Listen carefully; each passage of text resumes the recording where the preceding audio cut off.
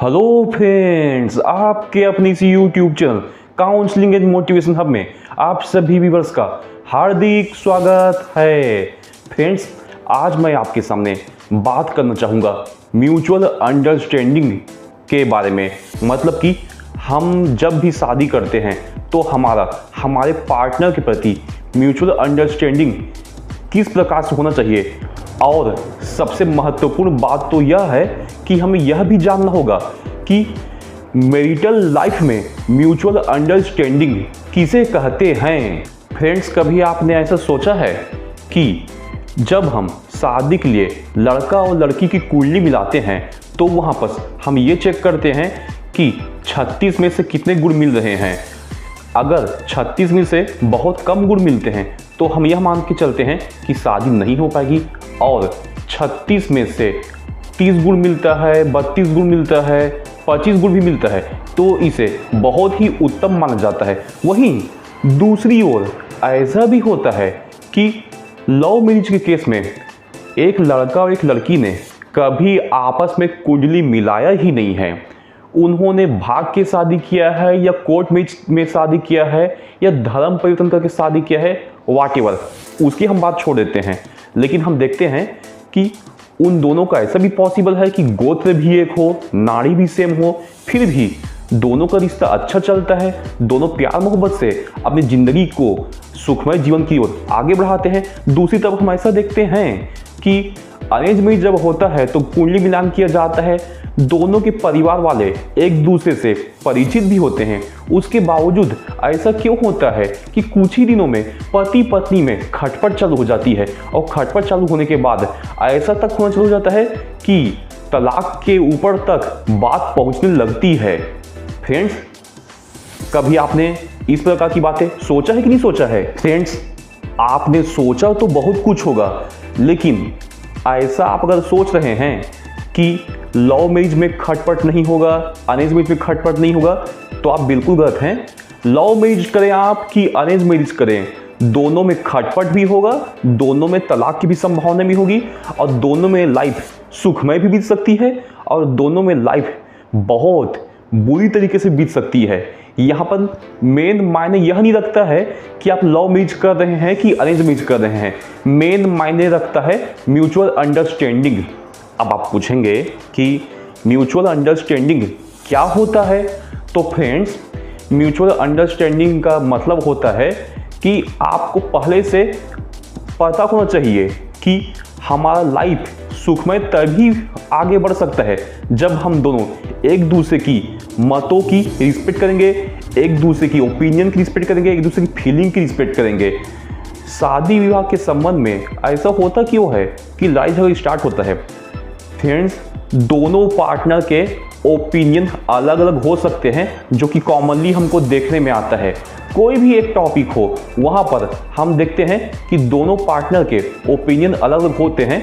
Example के तौर पर धर्म का एग्जाम्पल लेते हैं। फ्रेंड्स, ऐसा बहुत बार देखने में आया है कि हस्बैंड या वाइफ दोनों में से कोई एक बाबा के ऊपर बहुत विश्वास करेगा, दूसरा उस बाबा को फ्रॉड बोलेगा। हस्बैंड या वाइफ दोनों में से कोई एक भगवान के ऊपर बहुत विश्वास करेगा तो दूसरा बोलेगा भगवान की पूजा पाठ करना फालतू बात होती है, नास्तिक रहना उत्तम बात होता है। फ्रेंड्स, लेकिन दोनों के मत अलग अलग हैं, हमको ये देखना पड़ेगा। और जब ये मत भिन्नता एक घर में पहुंचेगी और एक घर में पहुंचने के बाद वहाँ पर डिबेट करने की कोशिश करेंगे तो टकराव तो होकर रहेगा। आप अपने दोस्त से मत भिन्नता में आप डिबेट कर सकते हैं, वहाँ पर आपके दोस्त ओनली डिबेट में आपसे हार जाएगा। लेकिन चूंकि पत्नी आपके घर में है, उससे मत भिन्नता अगर आपका होगा तो वहाँ पर आप हारोगे नहीं, वहाँ पर आपका रिलेशनशिप बिगड़ेगा, मैरिटल लाइफ बिगड़ेगा। इसलिए आपके पत्नी का कोई भी मत हो, आपके हस्बैंड का कोई भी मत हो, आप एक दूसरे के मतों की रिस्पेक्ट कीजिए। मतलब एक दूसरे के जो भी ओपिनियन होंगे रिस्पेक्ट कीजिए। किसी भी संबंध में हो सकता है। ऐसा भी बिल्कुल पॉसिबल है कि आपकी वाइफ कट्टर मोदी भक्त हो, कट्टर बीजेपी की भक्त हो, और ऐसा भी पॉसिबल है कि आपके हस्बैंड कई खानदान से 2 पीढ़ी 3 पीढ़ी से पक्के कांग्रेसी हो। अब ऐसे समय में आप क्या करेंगे? क्या आप कांग्रेस बीजेपी का झगड़ा अपने घर में लाएंगे? राजनीति अपनी जगह है, लेकिन आपको अपनी पारिवारिक पृष्ठभूमि सही तैयार करनी है, आपको अपनी मैरिटल लाइफ सही तैयार करना है। फ्रेंड्स, ऐसा भी हो सकता है कि कोई एक चीज के प्रति आपकी वाइफ की भावना अलग तरीके से आती हो और सेम उसी चीज के प्रति आपकी भावना भी अलग तरीके से आती हो।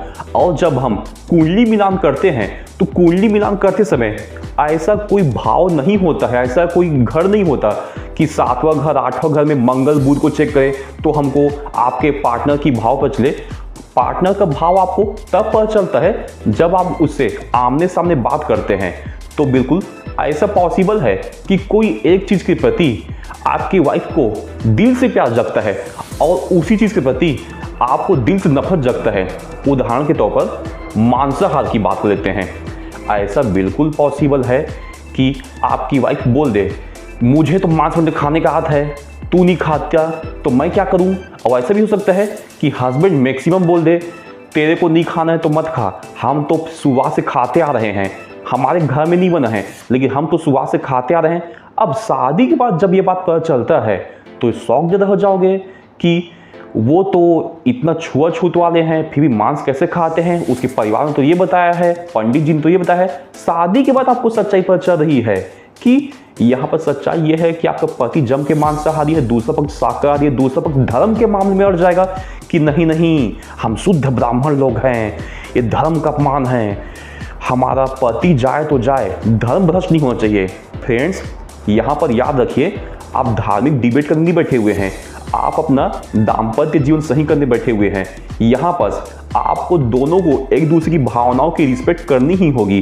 भले ही पंडित जी ने आपको सलाह नहीं दिया था कि कुंडली में ऐसा कुछ लिखा नहीं लिखा है, आपको वर्तमान में तो पता चल चुका है ना कि आपके हस्बैंड को इस प्रकार की फीलिंग है, दिल से मांसाहार की फीलिंग आती है, तो आपको करना ही चाहिए कि बीच का रास्ता निकालो। आप बीच का रास्ता में क्या होगा कि आप अपने हस्बैंड को समझाइए कि यार आपको अगर मांसाहार खाने का मन है तो बिल्कुल खाइए, आप घर से बाहर खाइए, लेकिन मेरे को उसका बदबू बिल्कुल बर्दाश्त नहीं होता, इसलिए घर में बिल्कुल बदबू बर्दाश्त नहीं होता, तो आप बिल्कुल घर में मत बनाओ और बाहर जाके कुछ भी खाओ। घर में आप हम प्यार से रहेंगे तो दोनों का यहाँ पर भावनाओं सेम होगा, तो दोनों पक्ष की बात बन गई, आपका हस्बैंड का भी बात बन गया, वाइफ का भी बात बन गया, दोनों खुश। इसे कहते हैं म्यूचुअल अंडरस्टैंडिंग। म्यूचुअल अंडरस्टैंडिंग से ही आप दोनों पार्टनर की प्रॉब्लम्स सुधरते हैं, प्रॉब्लम्स अच्छे होते हैं। जैसे खाने पीने के मामले में बता दिया तो सेम ऐसे ही पॉसिबल है। दूसरा भी कोई फैक्टर हो, राजनीति का फैक्टर हो, राजनीति के फैक्टर में भी आप दोनों को ऐसा चॉइस करना चाहिए कि आप दोनों को राजनैतिक डिबेट करना ही नहीं चाहिए। आप दोनों को राजनीतिक मुद्दे पर न्यूट्रल रहना चाहिए। भले ही आप अपने पर्सनल बीजेपी को वोट करके आ जाओ, पर्सनल कांग्रेस को वोट करके आ जाओ, लेकिन आप दोनों हस्बैंड वाइफ को आना तो एक ही घर में है ना, और एक ही घर में आने के बाद दोनों को एक ही बेड पे सोना है। ये बात भी ख्याल रखिए, ये भी म्यूचुअल अंडरस्टैंडिंग का एक पार्ट है। आप उसको उसकी लाइफ जीने दो, आप खुद भी अपनी लाइफ जियो, लेकिन साथ मिलकर म्यूचुअल अंडरस्टैंडिंग के जरिए कोई भी प्रॉब्लम को सुलझाओ। फ्रेंड्स, अगर आप अपनी मैरिटल लाइफ को सुधारना चाहते हैं तो आप एक और चीज़ का खास ख्याल रखिए, आप कभी अपने वाइफ से आगे बढ़ने की ना सोचे, ना ही वाइफ अपने हस्बैंड से आगे बढ़ने की ना सोचे। भले ही दोनों जॉब कर रहे हैं तो भी ऐसा पॉसिबल है कि एक जॉब में कम कमाता हो, दूसरा जॉब में ज़्यादा कमाता होगा। ऐसा भी पॉसिबल है कि लाइफ के किसी एक फैक्टर में आपका हस्बैंड आपसे बहुत आगे हो, और ऐसा भी पॉसिबल है कि आपके लाइफ के किसी एक फैक्टर में आपकी वाइफ आपसे बहुत आगे हो, लेकिन दोनों की एक्सपर्टीज अलग अलग है। यहाँ पर दोनों की एक्सपर्टीज को अलग अलग न लेते हुए हमें साथ लेके चलना पड़ेगा। एक दूसरे के एक्सपर्टीज को साथ लेते हुए हमको लाइफ को आगे बढ़ाना पड़ेगा, जिससे कि लाइफ में आप दोनों को अपने लक्ष्य की तरफ पहुंचने में आसानी हो। याद रखिए, आप दोनों एक टीम में हैं, आप दोनों कॉम्पिटिटर नहीं हैं।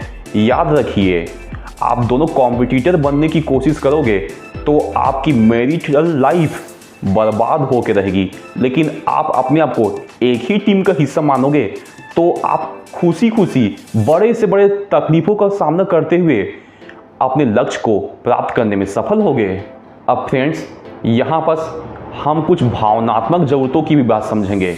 ऐसा बहुत बार होता है कि हस्बैंड अपने ऑफिस में किसी से झगड़ा करके आया है, हस्बैंड को वहाँ पर ऑफिस में या उसके रिश्तेदारी में किसी ने कुछ बोल दिया और वहाँ पर वो अपनी वाइफ के कंधे पे सर रख कर अपनी प्रॉब्लम उसके सामने शेयर करना चाहता है, उसके कंधे में सुकून पाना चाहता है।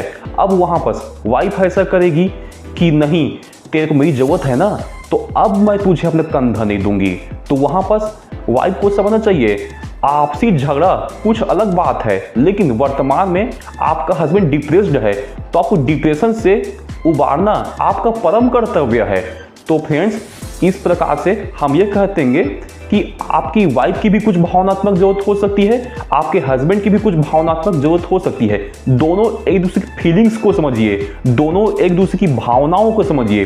भावनाओं को समझने के साथ ही साथ दोनों एक दूसरे के ओपिनियन को फुल रिस्पेक्ट दीजिए, जिससे कि आप दोनों में एक केमिकल बॉन्डिंग बढ़ेगी। केमिकल बॉन्डिंग बढ़ने के साथ साथ दोनों में प्यार बढ़ेगा, और प्यार बढ़ने के साथ साथ धीरे धीरे आप दोनों का रिलेशनशिप इस प्रकार से अच्छा होता जाएगा कि देखिएगा कि आप एक दूसरे से एक हफ्ता 2 हफ्ता अलग होते नहीं बनेगा। आपको लगातार एक दूसरे की याद आएगी कि उसको मेरी ज़रूरत होगी, इसको मेरी ज़रूरत होगी, इस प्रकार से याद आते रहेगा। फ्रेंड्स, याद रखिए, म्यूचुअल अंडरस्टैंडिंग से ही एक सुखमय और हेल्दी मैरिटल रिलेशनशिप की स्थापना होती है, ना कि कोई कुंडली में मंगल और शनि की ग्रह दशा को देखकर स्टार्ट होती है। इसलिए अगर आपको अपनी मैरिटल लाइफ को सही करनी है तो आप कुंडली का चक्कर छोड़िए, आप गोत्र वगैरह, नाड़ी वगैरह एवं अन्य महादशाओं की, ग्रह की महादशाओं, मंगल मांगलिक की बात करना छोड़िए। आप बस एक ही चीज़ पे फोकस रखिए कि आपका म्यूचुअल अंडरस्टैंडिंग सही होना चाहिए। अगर आप दोनों का म्यूचुअल अंडरस्टैंडिंग सही होगा तो अगर आप एक हस्बैंड है तो आपको पहले से पता होगा कि इस समय आपकी वाइफ गुस्सा है, लेकिन आप अकड़ में नहीं रहेंगे, आप झुक के चलेंगे। आपको पहले से पता होगा कि अभी वो गुस्सा है, मैं उससे अकड़ कर बात करूंगा तो रिश्ता खराब हो सकता है। आप एक वाइफ भी हैं तो भी आपको पहले से पता रहेगा कि अभी वो गुस्सा है, मैं भी उनसे अकड़ के बात करूंगी तो मामला खराब हो सकता है, क्योंकि यहाँ पर आप दोनों एक दूसरे को साथ लेकर चलने का लक्ष्य चल रहे हैं।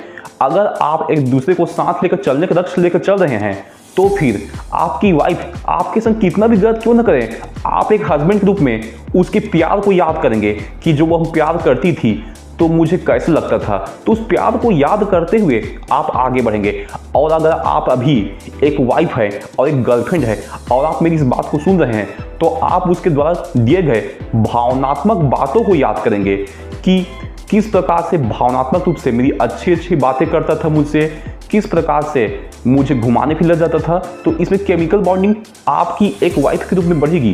तो फिर हो गई है कि आपका हस्बैंड भले ही आपके साथ कितना गलत क्यों ना करे, आप फिर से एक दूसरे से मिल जाएंगे। क्योंकि ऐसा बहुत बार हुआ है कि तलाक लेने की कोशिश हस्बैंड वाइफ दोनों ने किया, 10 साल केस चला, केस चलने के बाद तलाक का पेपर साइन हो गया। तलाक के पेपर साइन होने के बाद होता क्या है, फिर कोर्ट के बाहर निकले, वाइफ ने कुछ अच्छी बात कर दी, अब कैसे रहोगे मेरे बिना, हस्बैंड भी कुछ अच्छा बात करना शुरू कर दिया, अब कैसे रहोगे मेरे बिना। फिर दोनों जब तक कोर्ट में केस चल रहा था तो एक दूसरे गाली गलौज कर रहे थे, लांछन लगा रहे थे। फिर बाहर में जब दोनों को एहसास होता है कि ये मेरे बिना कैसे रह पाएगा, ये मेरे बिना कैसे रह पाएगी, तो फिर दोनों में समझौता हो जाता है और तलाक के पेपर को फाड़ कर फेंक देते हैं, फाड़ के फेंक देते हैं। तो होता क्या है, म्यूचुअल अंडरस्टैंडिंग ही सबसे बड़ी चीज होती है जो कि आपके मैरिटल लाइफ को सुखमय बनाती है, ना कि आपका कुंडली। फ्रेंड्स, अगर आपको हमारे द्वारा आज का दिया हुआ यह ज्ञान पसंद आया तो आप हमारे इस YouTube चैनल को लाइक करें, सब्सक्राइब करें एंड शेयर करें। धन्यवाद दोस्तों।